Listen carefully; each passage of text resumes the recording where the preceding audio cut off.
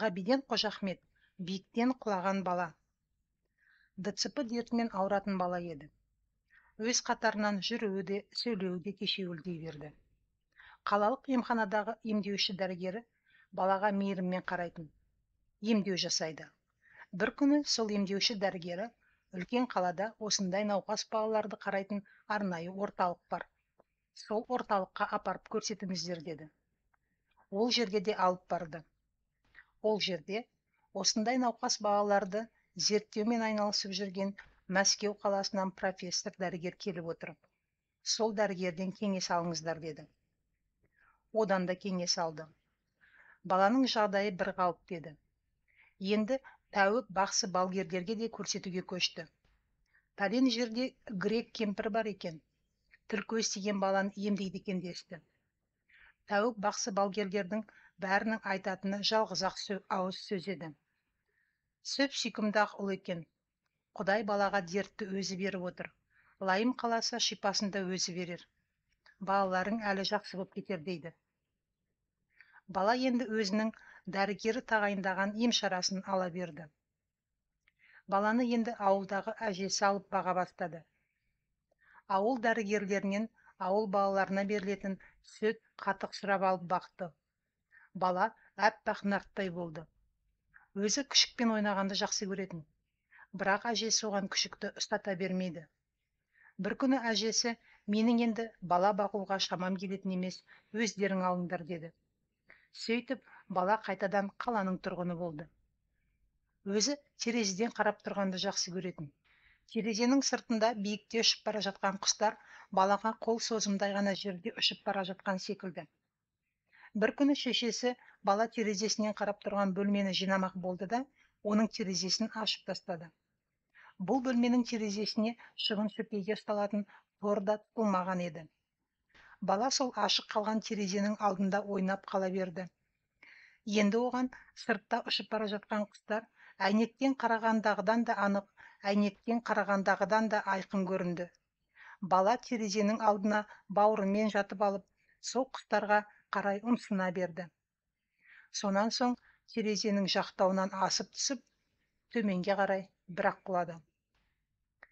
Тарс ете қалған дыбысты естіген шешесі бөлмеге жүгіріп кіргенде бала жоқ еді. Бұл тарс етіп дыбыс берген терезенің сыртқы бөлігіндегі терезенің алдында жиектей қағылған қатты қаңылтыр темірдің дауысы еді. Ол бала терезенің жақтауынан ауып түсіп бара жатқан кезде баланың салмағымен майысып барып, тарс ете қалып, қайта түзеліп дыбыс берген. Шешесі дереу баспалдақпен төмен қарай жүгірді.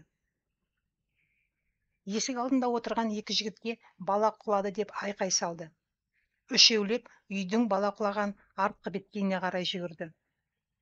Үйдің артқы беткейіне жете бергенде жерге құлап түскен баланы көтеріп алған күйі жүгіріп бара жатқан бір бейтаныс ақ көйлек киген жігітті көрді.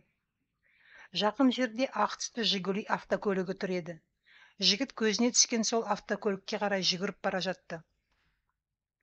Бала құлаған ғимарат ерсілі-қарсылы автокөліктер өтіп жатқан көшеден тысқары тұр еді. Әрі бала құлаған үйдің артқы беткейімен де ерсілі-қарсылы жаяу жүргіншілер жүре бермейтін. Олар үйдің алдыңғы беткейімен жүргенді қалайтын.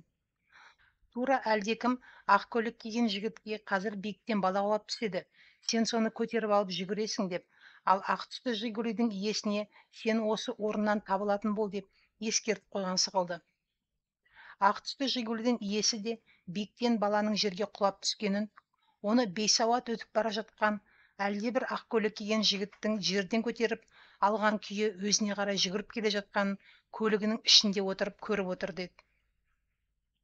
Дереу көлігінен түсе салып, көлігінің алдыңғы есігінде, артқы есігінде аңқитып ашып тастаған күйі дайындала берді. Ақ көйлек киген жігіт баланы бауырына басып алып көтерген күйі ақ түсті Жигулиге жақындай бергенде, оны алдымен баланың шешесі қуып жетті. Ол есігі ашық тұрған көліктің артқы орындығына отырды. Жігіт баланы алдына берді. Бала көзін жұмған күйі сұлқ түсіп жатыр еді. Тірі ме деді шешесі шошынып. Тірі апай, тірі. Ақ түсті Жигули орнынан жылдамдатып қозғалып кетті. Енді ақ түсті Жигули де, ақ көйлек киген жігіт те жоқ еді. Осының бәрі қас қағым сәттік уақытта болған еді. Тек оқиға орнында дағдырылып екі жігіт қана қалды. Олар әлгінде ғана баланың биіктен құлап түскен жеріне қайта келді. Тұрғын үй ретінде пайдалануға берілгеніне көп уақыт бола қоймаған ғимараттың іргесін жиектей төселген көлеңке беттегі бетон плиталар көкшілденген күйі жатыр еді. Бала биіктен құлап түскенде осы бетонға келіп соғылды-ау, не жаны қалды екен. Бірақ әлгі ақ көйлек киген жігіт баланы тірі деді ғой. Ертеңіне екі жігіт бала түскен облыстық ауруханаға барды. Аурухананың есігінің алдында тұрған қызметкерлері олардың не мақсатпен келіп тұрғандығын сұрап алғаннан кейін екеуіне екі ақ түсті желбегей беріп ішке кірулеріне рұқсат етті. Кіріп бара жатқанда баланың жатқан палатасын сілтеп жіберді. Көрсетілген палатаға кіріп келген екі жігіт өз көздеріне өздері сенбей қалды. Кеше ғана биіктен құлап түскен бала төсек үстінде тыр жалаңаш шешініп тастаған күйі шалқасынан түсіп алып, мәз-майрам болып ойнап жатыр еді. Осы кезде палатаға ақ халат киген емдеуші дәрігер жігіт кірді.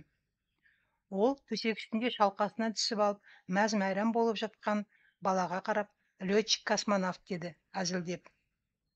Дәрігерлер баланы жан-жақты тексеруден өткізе келіп, баланың еш жеріне де зақым келмеген. Тек бір қолының шыбық сүйегі ғана аздап зақымданыпты. Ол да қауіпті жарақат емес деді. Бір қызығы, осы оқиғадан кейін ДЦП дертіне шалдығып, өз қатарынан жүруі де, сөйлеуі де кешеуілдеп жүрген баланың жүруі де, сөйлеуі де шапшаңдай бергені қызық жағдай еді. Кейін бала жүріп те, сөйлеп те кетті. Осы оқиғаның табы басылып, арада уақыт өткен соң, баланың айналасындағылар осыған сол құлағаны кәдімгідей әсер етті өзі. Содан кейін-ақ өзі бойын тіктеп ұстай беретін болды ғой деп, енді қаупі сейіліп, өтіп кеткен оқиғаны естеріне күліп алып отыратын болды.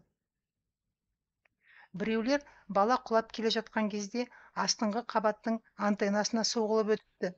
Сол кішкене жәрдемдеспеді ме екен десе, енді біреулер сен де қайдағыны айтады екенсің. Астыңғы қабаттың антеннасына соғылып өтсең де бірдеңе бола қояды дейсің бе? Үйдің ішінде кәдімгі адам отыратын орындықтың үстіне шығып тұрып, аяғың тайып құлап түсші, мертігіп қалайын десең, содан да мертігіп қаласың. Бұл бала биіктен құлап түсіп тұрып, еш жері зақымданбаса, онда бұл баланы тек Құдай сақтаған. Әжесінің баласын Құдай сақтап қалғаны ғой дейтін.